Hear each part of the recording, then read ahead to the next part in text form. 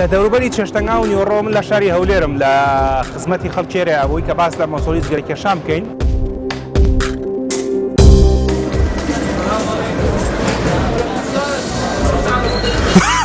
زیانەکانی جگەرەکێشان هەل ناودەم کۆتایی نایەت بگرێت لە تاڵێکی سەرەوە تا نۆکێکی پێ معرضت بۆی تووشی نەخۆش بێت بەهۆی شێرپەنجە بۆ جگەرەکێشان لە کوردستان کارەساتێکە چکە هیچ ڕێگریەک نییە لەو بڵاوبوونەوەی لەم سنتەرە لە بۆ ئەوەی پشتگیری بکەن لەو کەسێک کە قەراریدا جگەرە بابلێ واز لێ بینیتن کەسێ بەکاردێنی لە خۆشی محاولەی خۆی بکات جگەرەکانی دەستان فڕێ بدەن و خۆتان و ئازیزانتان لە جگەرە و لە زیانەکانی جگەرە بپارێزن.